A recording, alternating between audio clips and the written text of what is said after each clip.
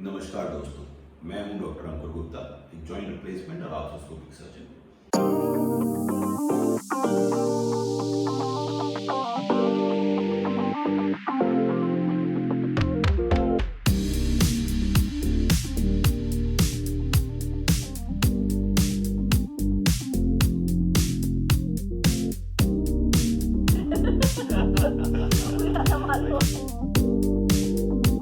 कितने सालों से ऐसे चल रहे हैं डंडा लेके?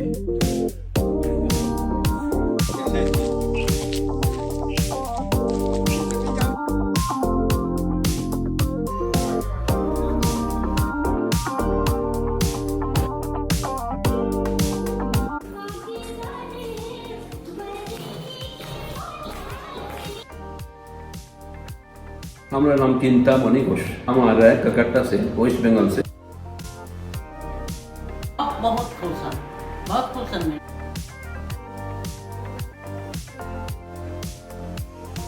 मेरा नाम राजकुमार यादव है। मैं कोरिया जिला बैकुंठपुर के पास का रहने वाला हूँ। ये बात 2015 की है जब मेरे पैर में दर्द शुरू हुआ। ये नवंबर 2015 की बात है। उस समय धान कटाई मिसाई का समय था। मैं एक किसान के घर से संबंधित हूँ, तो ऐसे ही काम करता था तो शरीर में दर्द बहुत होता था। तो मेरे को ऐसा लग रहा था कि अभी मेहनत कर रहा हूँ, इस वजह से पूरे शरीर में मेरा दर्द हो रहा है। तो उस पर मैं ध्यान बिल्कुल नहीं दे रहा था। और जब आखिरी दिन धान कटाई मिसाई का हुआ मेरा, तो मैं वहीं जहाँ धान पड़ा था वहीं सो गया। तो उस रात को मेरे पैर में अचानक बहुत तेज दर्द उत्पन्न हुआ, बहुत तेज। उसके बाद जैसे ही दर्द उत्पन्न हुआ तो मैं डॉक्टरों को दिखाना शुरू किया। शुरू में अपने पास के जो डॉक्टर हैं उनको दिखाया, तो वैसे ही इंजेक्शन लगा दिए, टेबलेट दिए। 1-2 दिन खाया, लेकिन जब तक वो टेबलेट का असर रहता था तब तक तो ठीक था। जैसे ही उसका असर खत्म होता था फिर उतना दर्द होता था। उसके बाद मैं जिला हॉस्पिटल में मैं सोचा दिखाऊँ, यहाँ आसपास दिखाना ठीक नहीं है। तो वहाँ भी गया, तो वहाँ भी जो हड्डी वाले डॉक्टर को दिखाया, तो वो भी टेबलेट लिख दिए। उसके बाद फिर बोले जाओ, और उस टेबलेट को खाया। फिर उस टेबलेट का भी वही हाल था, जब तक खाया तो दर्द कम, जैसे उसका असर खत्म हुआ फिर दर्द चालू हो जाता था। फिर दोबारा रिपीट करके उनको दिखाया, तो एक्सरे करवाए, एक्सरे देखे, फिर टेबलेट लिख दिए।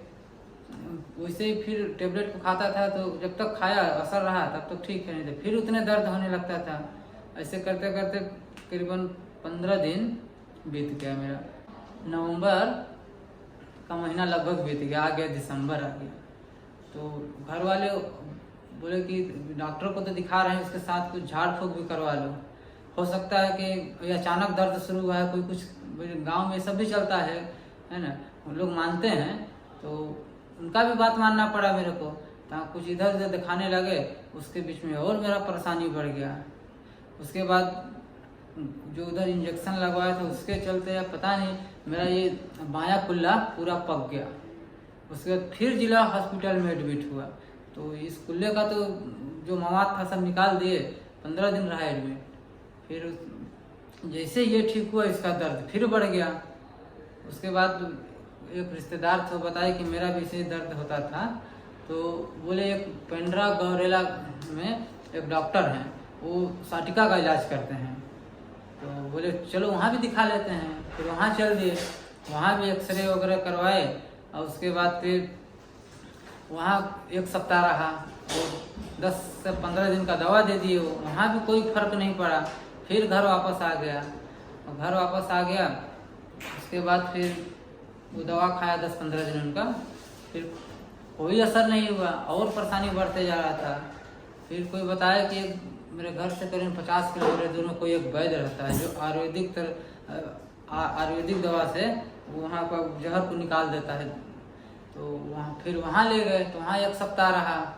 उसके बाद फिर ऐसे करते करते मेरे को फरवरी महीना आ गया। लगभग 2-3 महीना उधरे घूमते ही रह गया। उसके बाद फिर जब वहाँ वैद्य के पास से ये हुआ कि यहाँ कहीं नहीं ठीक होगा, इनको बाहर दिखाया जाए, तो रायपुर फिर लाए।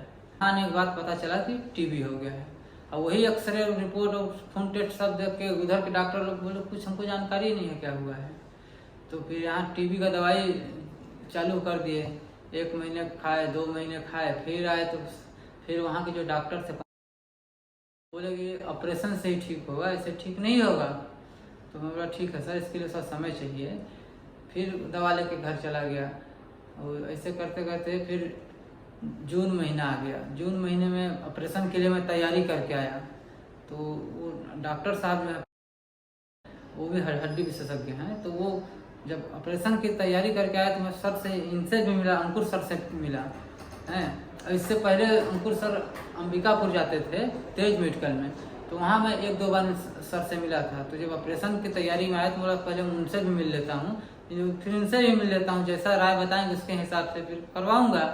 तो पहले इन्हीं से मिला, अंकुर सर से। तो ये सारी चीज़ बताए कि ऐसे ऐसे ऑपरेशन होगा और जैसा ऑपरेशन करवाओगे उसके हिसाब से चलेगा। फिर मैं उनके पास वहाँ मिला तो वो बताए कि पहले हड्डी को काट के निकाल देंगे, फिर चेक करने भेजेंगे बाहर में। फिर जब चेक होके आएगा तो जैसा रहेगा तो हो सकता है उसको लगाएंगे, नहीं तो फिर दूसरा लगाएंगे। और ऐसे करके बताने लगे तो मैं सोचा ऐसे मैं तुम्हें इलाज ही नहीं करवा पाऊँगा, तो कम से कम मेरे को 1 महीना वो एडमिट रख लेते उसके हिसाब से। तो फिर ये सब वो सोच विचार मैं ये अपने मन में ठान लिया कि अब अभी ऑपरेशन करवाऊँगा ही नहीं। अगर जब नहीं बनेगा तो अंतिम विकल्प है ऑपरेशन मेरे लिए। ऐसे करके मैं करीब 7-8 महीने टीबी का गोली खाया और टीबी जब पूरा सूख गया तो मैं आयुर्वेदिक दवा खाना शुरू कर दिया। कि बहुत सारे लोग बताए कि हो सकता है कि धीरे धीरे भर जाए, तो आयुर्वेदिक दवा खाना शुरू कर दिया। और बीच बीच में अंकुर सर को आके दिखाता था 6 महीने में, साल भर में से। 2017 आ गया, फिर 18 आ गया और 18 के बाद फिर लगातार वो आयुर्वेदिक दवाई खाते रहा और इसे करते करते 2 साल और बीत गया। और जो ये 2021 आया तो इस साल मेरा परेशानी ज़्यादा बढ़ गया। तो फिर मैं रायपुर आया, सर से मिला, अंकुर सर से। तो वो बोले ठीक है बेटा, उनको अपने सारी समस्या बताया कि सर वैसे ऐसे बात है। वो सर खुद जान रहे कि मैं 5-6 साल से इनसे मिल रहा हूँ। बताया सर कि मैं गरीब घर से हूँ, इतना बड़ा ऑपरेशन नहीं करवा सकता हूँ, सारी व्यवस्था अपना बताया बात को। तो सर बोले जितना कम से कम में हो सकता है मैं तुम्हारा अच्छा से अच्छा इलाज करवाऊँगा। मेरे को भरोसा दिए, आशा दिए। फिर मैं घर चला गया और घर से फिर अपना तैयारी करके आया। तो सर फिर सब जांच करवाए, फिर यहाँ नया रायपुर में बुलाए सद्भावना हॉस्पिटल में अपने, और यहाँ फिर मेरा अच्छे से अच्छे तरीके से ऑपरेशन किए और आज मैं अपने पैरों पे खड़ा हूँ। उनकी दया से, उनकी कृपा से आज मैं बिल्कुल ठीक हूँ। तो ये ऑपरेशन से आप जो बाकी पेशेंट है जिनको आप जैसी तकलीफ होगी उनको क्या बताना चाहते हैं ऑपरेशन का? मैं तो उनको जितने मेरे जैसे जितने भी पेशेंट हैं, मैं तो उनको यही बताना चाहूँगा कि अगर रायपुर में अगर कभी हॉस्पिटल में आना हो तो सद्भावना हॉस्पिटल में, क्योंकि अंकुर सर अभी जो हॉस्पिटल की व्यवस्था है ऐसा रायपुर में और कहीं नहीं मिलेगा।